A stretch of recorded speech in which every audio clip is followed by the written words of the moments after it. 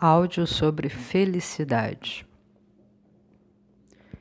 Eu tenho a ligeira impressão, talvez muitas pessoas também, de que a felicidade parece cada vez mais longe. Embora ela esteja semeada em várias coisas, né? A gente olha a propaganda, a gente olha o marketing, o tempo todo as pessoas sorrindo, aparentemente realizadas, com bons relacionamentos, né? E quando a gente olha para a nossa própria vida, vê o quanto isso é difícil. O marketing ele usa bastante esse conceito, né, de alegria, de felicidade, de realização. E nós meio que inconscientemente, quando consumimos um produto, quando compramos algum produto de alguma propaganda, talvez no fundo a gente esteja comprando não só apenas o produto, mas aquela promessa de felicidade, aquela promessa de realização, aquela promessa de que com aquele produto nós vamos conseguir atingir uma beleza, conseguiremos atingir uma atração, né? E aí seremos cercados de amigos, de uma família feliz, né? Tem propagandas aí que são famílias junto, almoçando, jantando, rindo, brincando, conversando, né? E o produto está lá no meio daquela propaganda. Eu não vou aqui falar nenhuma marca, não é essa a minha intenção, mas só estou falando que a felicidade está semeada, está aí, né? Espalhada em grande parte nas propagandas, né? E tem gente também, né, que promete a felicidade. Tem gente que usa o nome de alguma coisa, como, por exemplo, religião, né, para fazer essas promessas de felicidade. E o que seria efetivamente a felicidade, né? Qual é o conceito? Vou tentar usar um conceito não relacionado a dicionário, né? Vou tentar usar um conceito mais psicológico, emocional. Felicidade estaria relacionada a uma satisfação com a própria existência. Felicidade estaria relacionado com uma realização pessoal. Felicidade estaria relacionado com conquistas diárias, com pequenas ou grandes conquistas diárias. E mais do que tudo, eu sinalizo para vocês, felicidade estaria relacionado com autoconhecimento. Porque o autoconhecimento, a gente observa aquilo que nos agrada e aquilo que nos oprime, aquilo que nos causa medo, aquilo que nos causa asco. Consequentemente, você sabendo onde você pode pisar, o que você gosta, você vai fazer escolhas mais assertivas, né? Maioria das vezes, o que achamos que nós gostamos, na verdade, é o reflexo de outras pessoas próximas. Então, amigos, familiares. Às vezes você acha que gosta de uma coisa, mas no fundo você está apenas refletindo o gosto de outra pessoa. Se autoconhecer é uma coisa muito rara. Tanta gente fala disso e pouca gente emprega. Nós temos, em geral, eu digo como uma sociedade em geral, um comportamento muito similar, como eles chamam de rebanho. Vê o vizinho fazendo, tenta fazer igual. Vê o vizinho se dando bem, tenta fazer para se dar bem também. Mas não para um pouco para pensar se aquilo que o vizinho fez, se o que ele atingiu é o que eu realmente quero. Isso significa olhar para dentro de si. E eu digo, até o momento, que pouca gente está disposta a isso, né? Alguns atendimentos clínicos que eu fiz, essa era a ideia principal, né? Só que olhar para dentro de si significa ver vantagens, mas também ver dificuldades. E essas dificuldades podem estar relacionadas a traumas, a marcas psicológicas que esse sujeito ganhou pelo caminho, né? E lidar com essas cicatrizes, lidar com essas feridas antigas é muito dolorido. No entanto, o que acontece quando você deixa uma ferida no seu corpo físico? Quando você não trata essa ferida, ela pode infeccionar, ela pode piorar, ela pode fazer com que você perca um membro, uma perna, um braço, ou até um órgão. E a psicologia se propõe justamente a isso, nós não somos só corpo, nós somos essência também. Nós temos saúde mental também, não é só saúde física. Para se ter uma realização plena, tem que se valorizar esses dois tipos de saúde. Não adianta nada a pessoa ter o corpo aparentemente perfeito, uma saúde física maravilhosa, mas se ela tem uma cabeça frágil, ela pode cometer um suicídio. Do mesmo modo, não adianta a pessoa ter uma sabedoria mental enorme e uma saúde física fragilizada. Ela vai ter grandes limitações físicas. Então, o ideal é que a pessoa cuide dessas duas saúdes, né? Porque ela, assim, tendo essas duas saúdes complementares, ela vai poder aí ter uma rotina, ela vai poder aí ter seus projetos, seus planos e vai poder realizá-los sem problema. Claro que imprevistos existem, mas com certeza ela vai saber lidar melhor com eles se ela tiver autoestima, se ela tiver amor próprio e se ela tiver com o corpo, né, físico tratado, cuidado, né, olhado com carinho. Então, se ela tiver saúde física e mental, com certeza ela vai lidar melhor com os problemas que surgem pelo caminho. E a felicidade está relacionada a esse autoconhecimento. Como eu falei, se autoconhecer é também ver seus traumas, seus medos, suas inseguranças, suas marcas de vida. Aquelas pessoas, é você às vezes reencontrar pessoas do seu passado que estão lá ainda na sua cabeça, né? Ficam ali palavras que eles te disseram, coisas que te fizeram, né? Aquele ressentimento, aquela ideia insímia de vingança que está ali tirando a sua paz, né? Fazer terapia é isso, é você olhar também para essas questões. E o que acontece? A felicidade, na minha humilde opinião, como psicóloga clínica que eu sou, eu emprego o humanismo de Carl Rogers e emprego psicanálise de Freud. Essas duas vertentes para mim são complementares e eu utilizo com muita frequência nos atendimentos clínicos que eu realizo. Então, assim, o autoconhecimento é extremamente importante.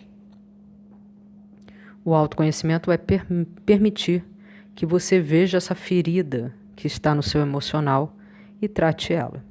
Quando nós temos uma ferida física e não tratamos, ela pode infeccionar, ela pode criar até uma limitação de movimento, ela pode, né, nos gerar uma cirurgia futura, certo? Se você negligenciar essa ferida. Então, o que o médico faz? Ele trata a sua ferida, ele te dá um remédio, ele vai limpá-la, ele vai tratar a sua ferida. Dali um tempo ela vai se fechar, vai ficar uma cicatriz, mas aquilo ali não vai te prejudicar mais. O emocional é a mesma coisa. Quando você está com uma ferida no seu emocional, essa ferida pode progredir, ela pode se infeccionar.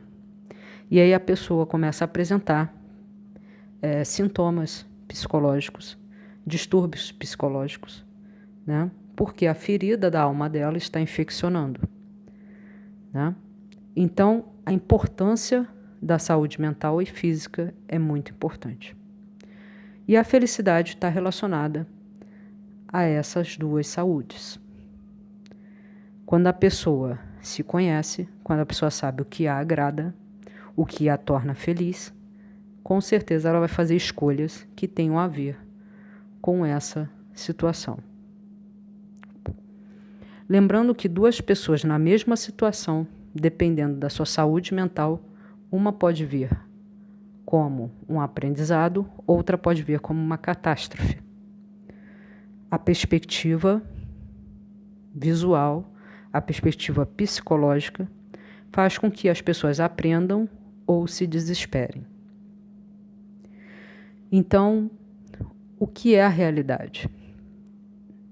A realidade é aquilo que você interpreta conforme os moldes que foram dados desde pequeno.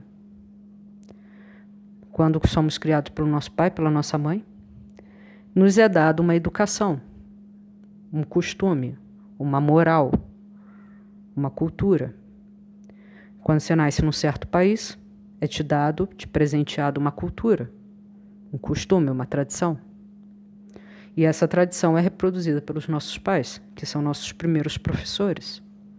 Os segundos professores são do colégio, da escola, da faculdade. Os próximos professores são do nosso emprego, a sociedade em si.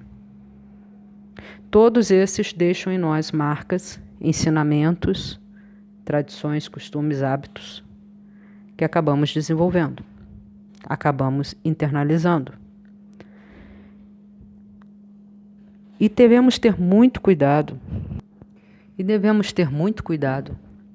quando todas essas camadas de cultura, de tradição, de hábito, de moral, nos deixa sufocado lá embaixo. O nosso psicológico vai ficando na camada lá no fundo do baú. Imagina o nosso psicológico como se fosse um baú, né? Dentro de mim tem um baú que eu vou guardando as coisas. É tanta influência externa que nós acabamos guardando a nossa essência lá no fundo do baú. A terapia se propõe aqui. Você vai abrir esse baú, vai retirar essas primeiras camadas, provavelmente tem a ver com a sua vida social, com a sua profissão, com o seu contexto familiar. Você vai retirando aos pouquinhos, até que chega um ponto na terapia que você começa a olhar para si mesmo. Você está totalmente desprovido de qualquer influência e você está puramente ali, só você, na terapia. Esse estágio da terapia geralmente costuma causar medo, porque muitas vezes nós não somos exatamente aquilo que pensamos ser. O nosso núcleo, a nossa essência, às vezes é totalmente diferente daquilo que idealizamos ser. E essa alma, ela fica lá embaixo do baú, mas ela fica se manifestando indiretamente em alguns aspectos. O Freud chama de xistes. Xistes é o nome que ele dá. Atos falhos, né? Sintomas. O que é o ato falho? O ato falho é quando a pessoa está conversando com você e ela solta uma palavra, ela solta alguma coisa que ela não pretendia soltar. Mas essa coisa que ela soltou no discurso dela tem a ver com essa essência que está guardada no fundo do baú. Segundo Freud, nada é por acaso. Né? Esse ditado que muita gente fala aí, nada é por acaso. O Freud, ele acreditava nisso. Então o ato falho entre aspas, nada é do que a manifestação do inconsciente, algo que está guardado dentro de você e que você acessa pouco, mas ele está lá e ele pode vir à superfície em qualquer momento. Então a pessoa que está conversando, dialogando, por exemplo, sobre a profissão e ela solta uma palavra relacionada a um genital masculino, por exemplo. Em vez de ela falar pasta, ela fala o membro sexual masculino, pênis. Né? Não vou falar que eu não quero que o YouTube me... Ou seja, ela tem alguma questão sexual aí que precisa ser revista. Uma insatisfação, talvez, sexual. O inconsciente ele vai se manifestar de alguma forma. Ele está lá, ele não deixa de existir, por mais que reprima. Tá? Ato falho também pode haver com atitudes corporais.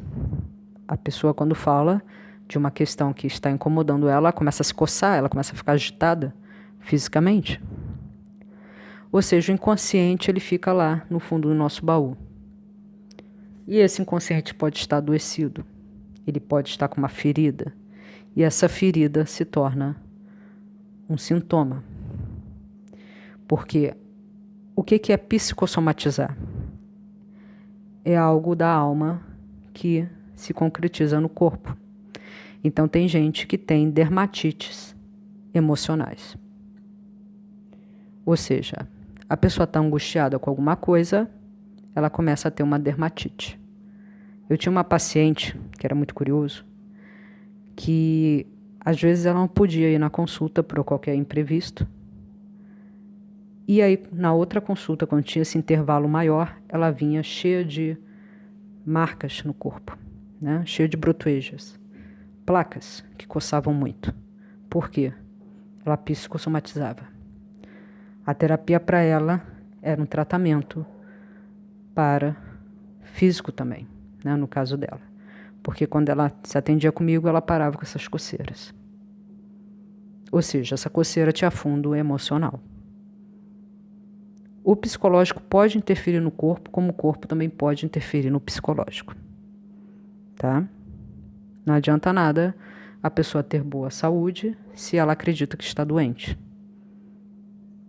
Ela vai procurar médicos, que é no caso do hipocondríaco, ela vai procurar médicos para confirmar esse diagnóstico que ela acha que tem.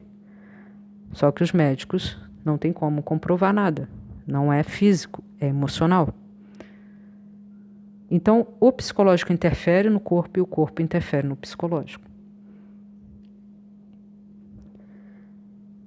Então, é importante, é relevante, eu como profissional, psicóloga clínica, o autoconhecimento. É você abrir esse baú, observar suas questões e trabalhá-las. Isso é muito importante. Como eu falo, ressalto, repito, você conhecendo as ferramentas que tem à mão, você vai saber o que você pode fazer com elas.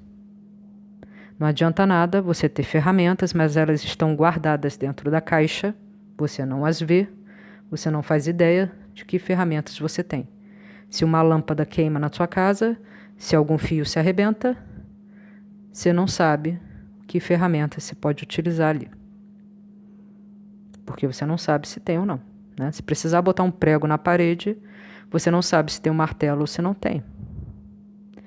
Você conhecendo a si mesmo, você sabe as ferramentas que tem à mão. Então, se precisar colocar um prego na parede, você sabe que naquela caixa tem um martelo, você vai poder abri-la e usá-la.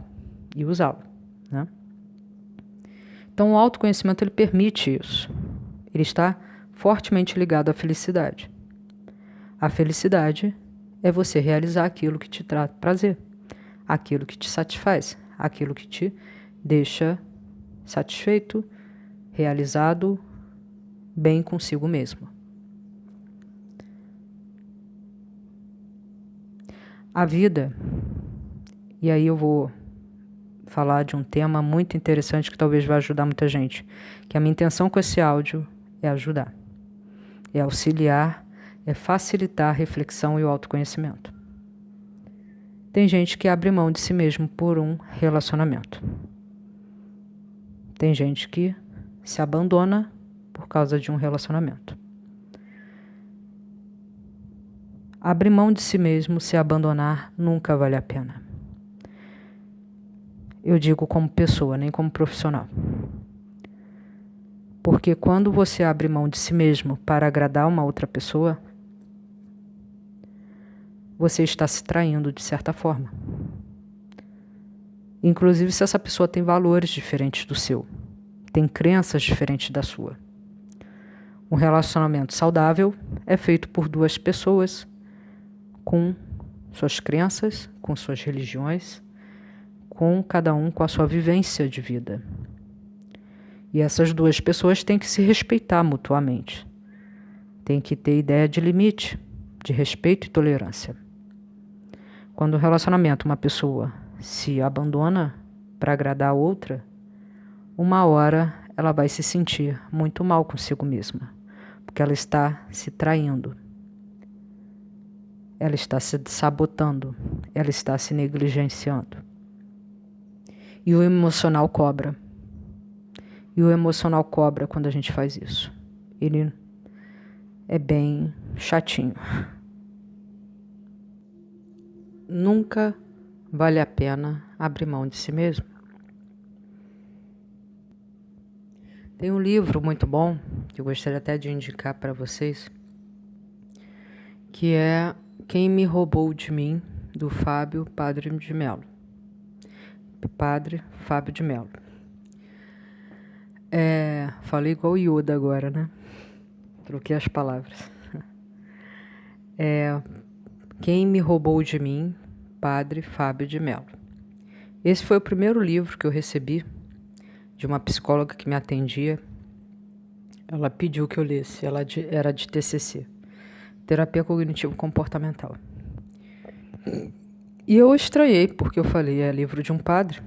Ela falou, não, esse livro, embora tenha sido escrito por um padre, ele aborda temas psicológicos com muita profundidade. E eu li o livro, realmente. Ele fala da importância de não se cometer o autoabandono. E o autoabandono causa tristeza. A felicidade, muitas vezes, é a ausência de tristeza. Muitas vezes, para sermos felizes, precisamos apenas não estar tristes. Não estar triste já gera uma alegria, uma felicidade, uma satisfação. Quando a pessoa se abandona para viver um relacionamento, ela abre mão de si mesma, ela está se anulando. E aquele relacionamento, no fundo, não existe.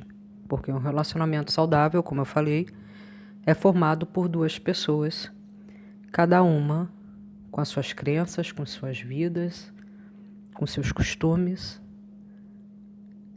Uma relação saudável, ela possui respeito à diferença.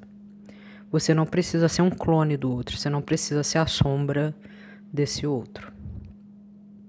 Ele vai te respeitar nos seus limites, nas suas questões. E vocês vão juntos trabalhar em prol de uma relação a dois. O abandono, o autoabandono, faz com que a pessoa se sinta traída. A não ser que a traição seja um fetiche, né? Porque tem gente que gosta, acha isso um aperitivo, né, para a relação, apimenta a relação. Mas eu acredito que, como eu, muitas pessoas não consideram a traição algo agradável. Claro que tem suas exceções. Como eu falei, tem pessoas que gostam e até encaram como um estímulo a uma excitação maior, né? A traição. Mas, em geral, a traição é vista de uma maneira muito sofrida. Então, o autoabandono é uma traição que você faz consigo mesmo. Você indiretamente diz para si mesmo que você não tem direito de existir. Você não tem direito de ter voz. Você não tem o direito de ser feliz, de ser você mesmo. E esse outro, muitas vezes, lhe falta empatia. Ele não enxerga a sua necessidade porque ele não está dentro de você, ele não consegue ver a sua alma. Ele só consegue perceber o que você mostra para ele. Então, a importância de, antes de se relacionar com outra pessoa,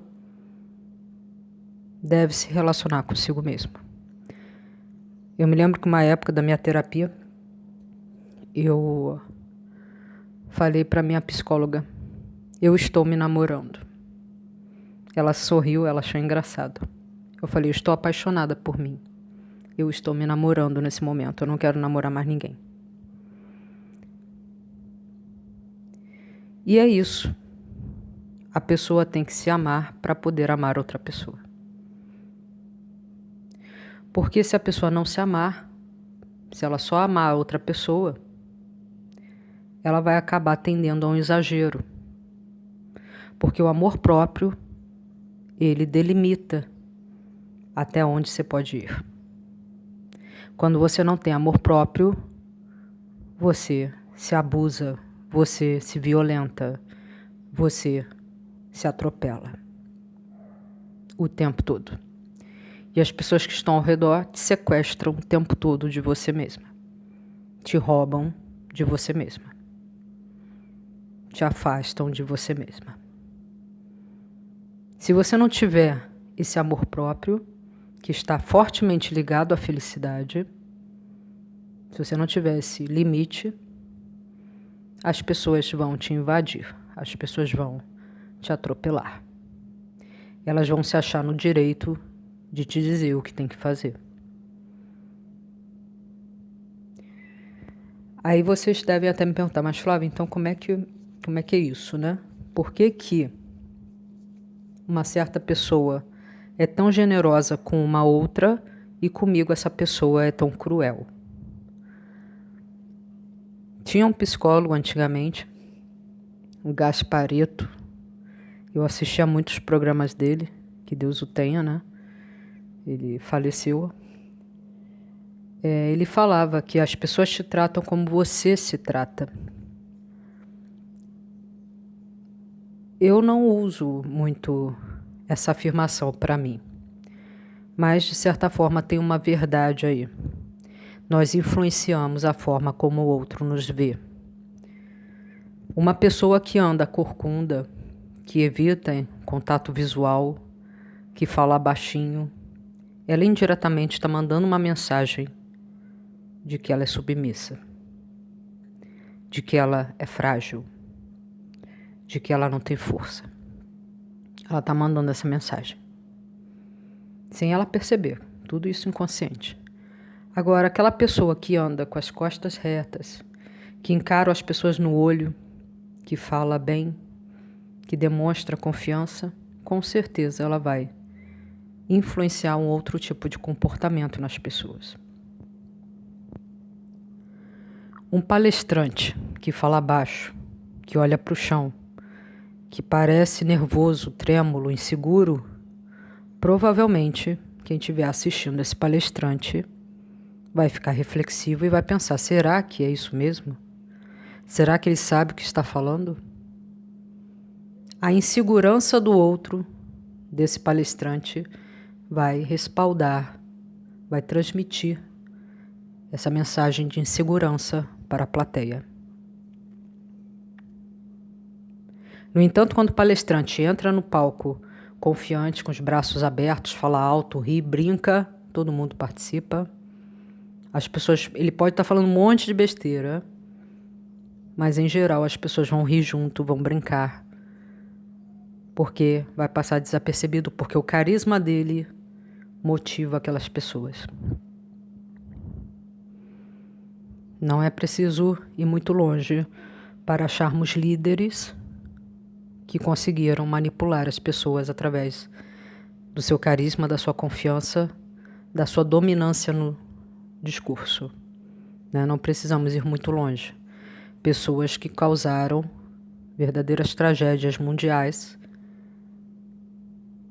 que eram dotadas de carisma, que eram dotadas dessa confiança, conseguiram manipular a reação de outras pessoas.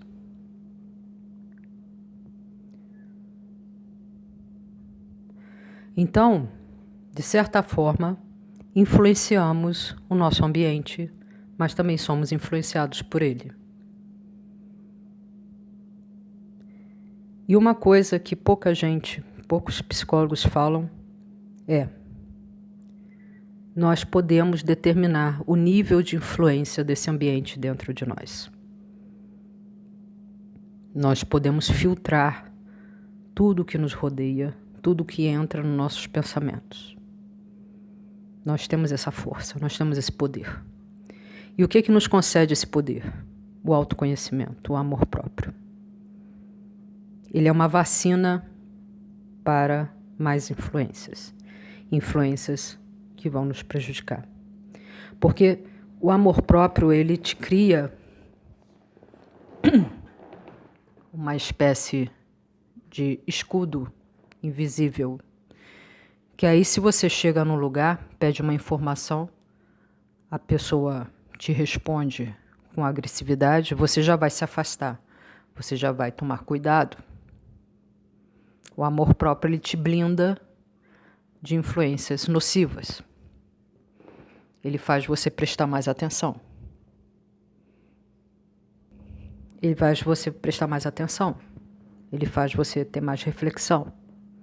Ele faz você se consultar antes de fazer qualquer coisa. Alguns podem dizer, Flávia, como eu desenvolvo o amor próprio? E eu digo, não existe técnica generalizada. Se vocês ouvirem algum profissional de psicologia que fala, olha, façam isso, façam aquilo, pode funcionar para um, para outro, mas não existe uma técnica que seja universal. Porque nós somos únicos. Nossas histórias são diferentes. Nossas vivências, nossos traumas são diferentes. Então, se vocês encontrarem algum guru da internet, que eles chamam assim, né? Que fale, empregue isso que você vai conseguir. Tenham um pé na frente e outro atrás. Podem até fazer, se vocês acharem interessante para vocês. Mas tenham um pouco de cautela. Não existe técnica universal. Não existe verdade absoluta sobre nada. Claro que quem tem religião não argumenta com algumas coisas da religião. É uma verdade absoluta. E eu respeito isso. Eu tenho minha religião também. Tenho minhas crenças. E devemos respeitar. E devemos respeitar uns aos outros. Mas, como eu digo, eu não sou dona da verdade, eu estou apenas sinalizando algumas reflexões que provavelmente vão adicionar à vida de muita gente. A minha intenção é auxiliar, facilitar, como o Carl Rogers falava. Facilitar o autoconhecimento, facilitar a autodescoberta. Então, não existe uma técnica universal que vocês vão empregar, que vai acontecer isso, acontecer aquilo. O psicólogo ele se adequa a cada paciente. Ele cria estratégias diferentes. E a minha intenção aqui é falar a verdade, é não ficar ludibriando, enganando ninguém. Tá? Estou sendo aqui de coração aberto, sincera. Isso vocês vão sempre encontrar de mim. Sinceridade. A minha vida inteira eu fui sincera. E eu tento usar uma linguagem acessível aí para que todos entendam. Então a felicidade, gente, ela é um fator relacionado ao autoconhecimento, relacionado ao amor próprio, relacionado a se respeitar, a se valorizar. Ao contrário do que observamos na sociedade, em vários movimentos sociais, de que tendem a padronizar as pessoas, criar uma relação de gado, né, que eles falam, efeito manada. Eu faço esse movimento oposto de reflexão. Eu estou mais do lado dos filósofos do que dos administradores sociais, do que daqueles que façam censo, levantamentos sociais, que nos consideram apenas números, quantitativo e não qualitativo. Eu prefiro o qualitativo, de que somos únicos, de que somos especiais, no sentido que somos perfeitos, cada um a seu modo, cada um tem a sua beleza peculiar, física e psicológica. Todas as histórias merecem respeito, não só aquelas que são famosas. Todas as histórias merecem o seu carinho, o seu valor. Então, a intenção desses áudios é estimular a reflexão, pois eu falei e digo e repito, estou mais a favor dos filósofos que pensam sobre a vida, sobre a existência, do que aqueles que tentam padronizar uma existência de um povo, de uma nação tão rica como o Brasil, enfim, no mundo inteiro, né? Então, a felicidade, ela está relacionada ao autoconhecimento, ao amor próprio e à autorrealização. Que fique bem notável que eu não estou estimulando o egocentrismo, não estou estimulando o individualismo, mas o egocentrismo e o individualismo numa dosagem apropriada. Ser também totalmente egocêntrico, sem desconsiderar o que está ao redor, também não é muito interessante. Tudo na vida se idealiza um equilíbrio sem tender a um exagero. O exagero, por mais que seja de uma coisa boa, por exemplo, comer uma fruta, se você come essa fruta em exagero, acima da dose apropriada, ela vai te fazer mal. E assim é com tudo na vida, até o egocentrismo e individualismo. No entanto, não ter nada de egocentrismo, de individualismo, também é prejudicial. A pessoa tem que ter um pouquinho, né? É interessante. Tinha um amigo meu que ele falava assim: Flávia, temos que ter de tudo um pouco, até maldade, para a gente poder reconhecer a maldade do mundo, para a gente poder reconhecer quando uma pessoa é má, para a gente poder perceber quando tem que se afastar. Temos que ter um pouquinho de cada coisa. Eu diria que não é que é necessário ter maldade. É necessário conhecer maldade. É necessário conhecer de tudo um pouco para poder saber qual campo que a gente pode pisar. O conhecimento, a minha intenção aqui é passar conhecimento, permite que a gente seja menos ignorante em relação aos aspectos da vida. Essa é a minha intenção. Então, o que é a felicidade? A felicidade é um caminho particular de cada um.